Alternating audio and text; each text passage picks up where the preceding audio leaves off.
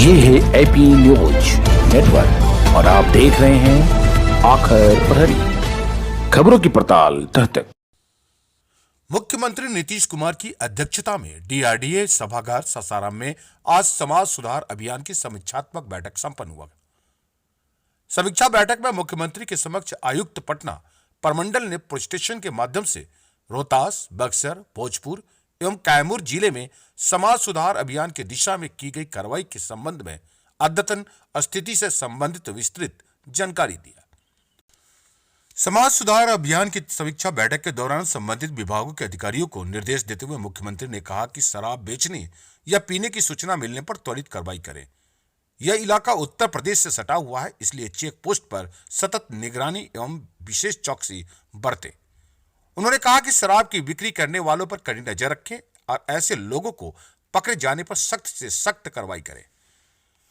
मुख्यमंत्री ने कहा कि प्रतिवर्ष 15 अगस्त और 26 जनवरी को महादलित टोलों में आयोजित होने वाले झंडोत्तोलन कार्यक्रमों में नशाखोरी, बाल विवाह एवं दहेज प्रथा के दुष्प्रभावों से लोगों को अवगत कराएं। शराब के सेवन से अनेक प्रकार की गंभीर बीमारियां होती हैं, इन लोगों के बीच अधिक से अधिक प्रचारित करें। सतत जीविकोपार्जन योजना के लाभ सभी जरूरतमंदों तक पहुंचाएं। गरीब तबके के लोगों को जीविका समूहों से जोड़ें। रोजगार शुरू करने के लिए लोगों को हर संभव सहायता पहुंचाएं ताकि लोग बेहतर काम की तरफ आकर्षित हो।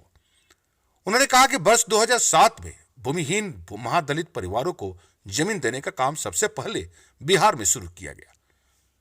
सभी जिलाधिकारी सरकार द्वारा चलाई जा रही कल्याणकारी योजनाओं से गरीब तबके के लोगों को जोड़ें।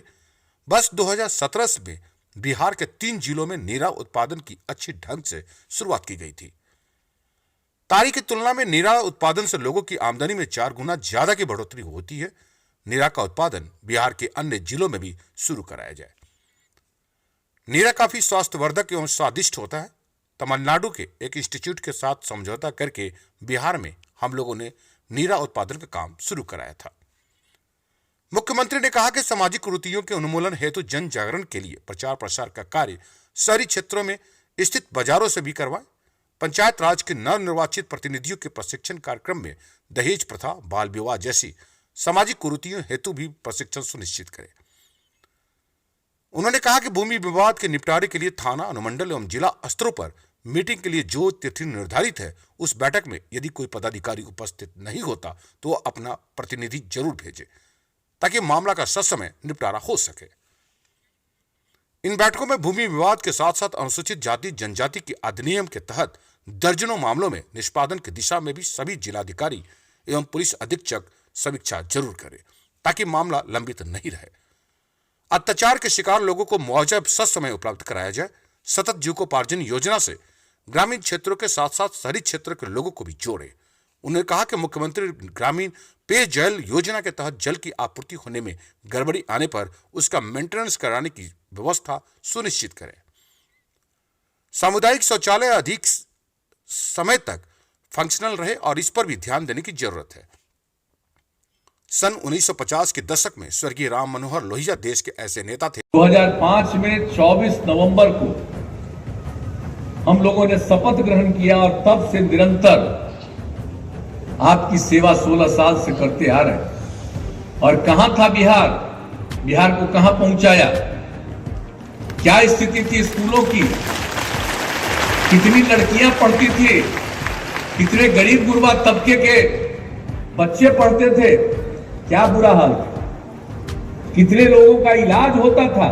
स्वास्थ्य की क्या स्थिति थी? जब 2006 में हमने सर्वेक्षण करवाया और ये पाया कि एक महीने में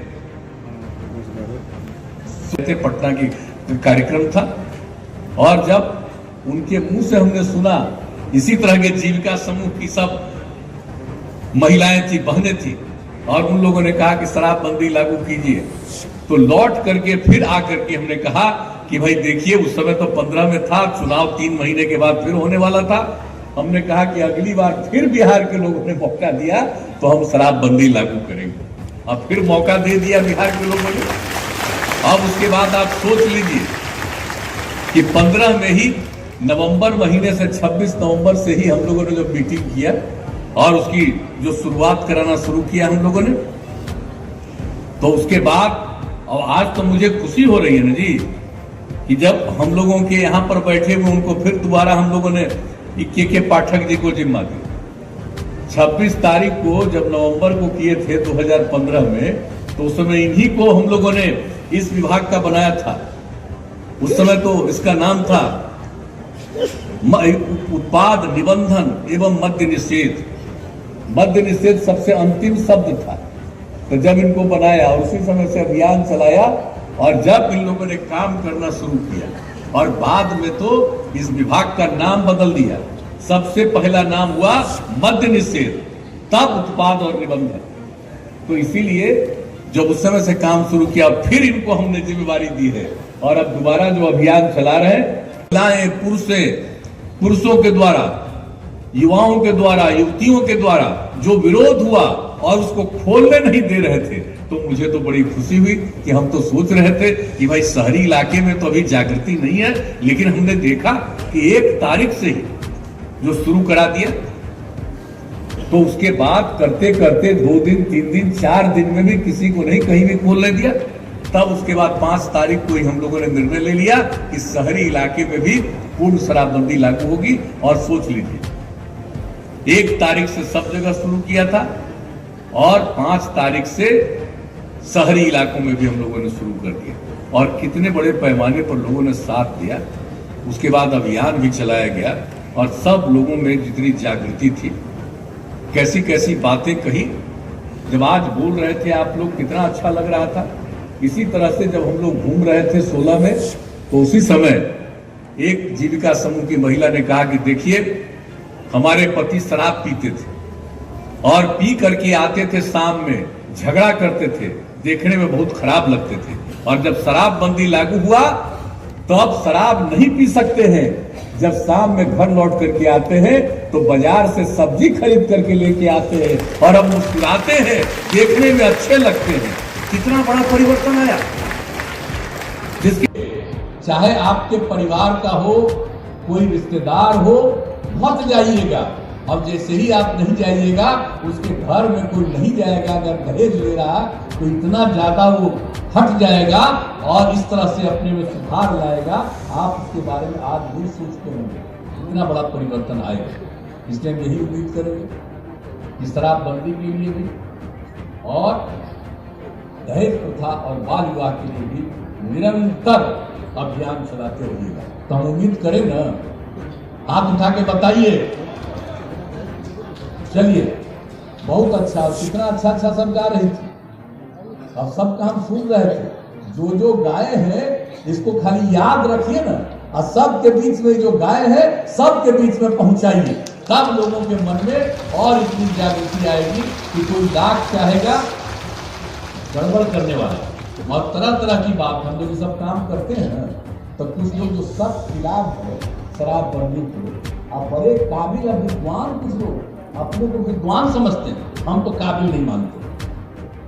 चाहे कितना भी पढ़े लिखे, चाहे कितना भी लिखते हो, लेकिन अगर दारू पीते हैं तो आप काबिल नहीं हैं। आप बापू के खिलाफ हैं, समाज के खिलाफ हैं।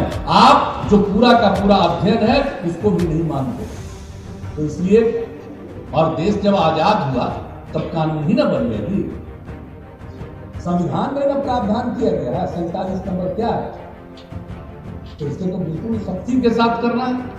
तो इसलिए, लेकिन कुछ न कुछ लिखना तो लिखिए ना भाई, क्या मतलब, हमको तो कोई पब्लिसिटी से मतलब नहीं। कुछ लोग तो कुछ नहीं करता, हमको खूब पब्लिसिटी, लेकिन हम लोग काम करते रहते हैं भाई, हम लोग कामें करते रहते हैं। आप देख रहे हैं जरा, ये सब रहता है ना, बाहर में है, बिहार में नहीं है। ये बिहार के बाहर इधर उधर है ना जगह जगह, तो उसको बहुत लोगों को लगता है जिसमें कुछ बिहार का नहीं होता। हम तो नहीं कह सकते कौन है कौन नहीं है। तो जो इधर उधर है, तो हम तो पत्रकार मित्रों को भी कहेंगे कि बिहार में क्या इतना अच्छा माहौल है। कभी कभी सार्वजनिक रूप से नहीं, लेकिन कागजों पर लिख दीजिएगा, ट्वीट कर दीजिएगा, कुछ भी कर दीजिएगा, तो बड़ा भारी असर पड़ेगा लोगों पर। हम ये जरूर आग्रह करेंगे आप सब लोगों से, और मिलजुल करके हम लोग काम करें। विकास के प्रति तो प्रतिबद्धता है, और हम तो आपको शुरू से कहते हैं एक एक काम कितना हमको जरा सा भी कहीं लगता है कि भाई सरकारी अस्पतालों में कुछ जगह हमको पता चला कि जीविका समूह उसके लिए खाना बना रही है, हम देखने चले गए इसी साल शुरू, और इतना अच्छा लगा हमने पूरे बिहार में लागू कर दिया कि जीविका समूह ही सरकारी अस्पताल में खाना बनाए। आज कितना बढ़िया बन रहा है, कितनी खुशी है सबको, कितना अच्छा लगता है, कितना काम होता है। तो अब इसलिए इस काम के साथ साथ जो समाज सुधार का काम है उसके लिए निरंतर हमेशा इन सभी बातों के लिए लोगों के बीच में कहते रहना है। यही हम आप सब लोगों से आग्रह करेंगे कि निश्चित रूप से, और गांव में कोई गड़बड़ करे, इधर उधर करे, तो जरा सा सब लोग मिल करके जुलूस निकाल करके नारेबाजी जरूर कर लीजिएगा और तुरंत पुलिस वाले को खबर करिएगा कि यहाँ कोई गड़बड़ी करने वाला है, और आप नारा जरूर लगाइएगा। आपके साथ कोई इधर उधर नहीं करेगा। हमने सारे पुलिस वाले को, अगर जीविका समूह अगर इस तरह का अभियान चलाएगी और उनके साथ कोई बायां दायां करेगा, निश्चित रूप से उस पर कठोर से कठोर कार्रवाई जो जरूरी है वो होगी। इसलिए आप लोगों का बहुत ज्यादा होगी। 50,000 रुपए हम लोग देते हैं ताकि कभी भी लड़कियों के चलते किसी को दिक्कत नहीं आएगी। ये तो सोचना भी चाहिए। और कोई आदमी अगर महिलाओं को, लड़कियों के बारे में सोचता है, कितनी बड़ी मूर्खता है। हम आप कोई भी पैदा हुए हैं, कैसे पैदा हुए हैं? मां पैदा की है। अगर महिला नहीं होगी, खाली मर्द होंगे, पुरुष होंगे, तो कोई मर्द रहेंगे, पुरुष रहेंगे, तो कोई पैदा होगा जी। जब तक महिला नहीं होगी तब तक कोई पैदा होगा। तो कितनी बड़ी भूमिका है।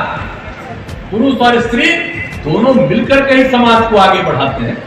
इसलिए कभी भी 1 मिनट के लिए भी नहीं सोचना। इसलिए इस बात के लिए जो अभियान है वो जागृति को निश्चित रूप से बरकरार रखने के लिए और बाल विवाह को सब दिन के लिए समाप्त कर देना है। और दहेज प्रथा तो होना ही नहीं चाहिए, कानून तो है ही, बाल विवाह को लेकर भी कानून। लेकिन इन सब चीजों के बारे में लोगों के बीच में कि कोई गड़बड़ करे उसको रोकना चाहिए। और हम लोग इस अभियान की शुरुआत जो किए हैं, फिर इसको लगातार कर रहे हैं। तब आप लोगों के बीच में यही कि जैसे सब बोल रहे थे कि आप लोगों ने समझाया, अब जीविका समूह कितना अच्छा काम कर रहे हैं आप। तो किस तरह से हमने बनाया, नाम किसने दिया? स्वयं सहायता समूह की संख्या बिहार में कम थी जब हम लोग को काम करने का मौका मिला, लेकिन 6 में हम कई जगह जाकर के देखे कि किस तरह से बहुत अच्छा हमको लगा। हमने कहा इसको हम बहुत पढ़ाएंगे। वर्ल्ड बैंक से कर्जा लेकर के हमने इस काम को आगे बढ़ाया और गांव-गांव तक पहुंचा दिया। 10 लाख स्वयं सहायता समूह बनाने का लक्ष्य था, अब 10 लाख से भी हम लोग आगे बढ़ गए। 1,27,00,000 महिलाएं स्वयं सहायता समूह से जुड़ गई और उसका नामकरण हम लोगों ने शुरू में ही कहा जीविका। ये नाम हमने स्वयं सहायता समूह की महिलाओं को जीविका कहा। और उस समय जो केंद्र में सरकार थी उसके और जब यहाँ नाम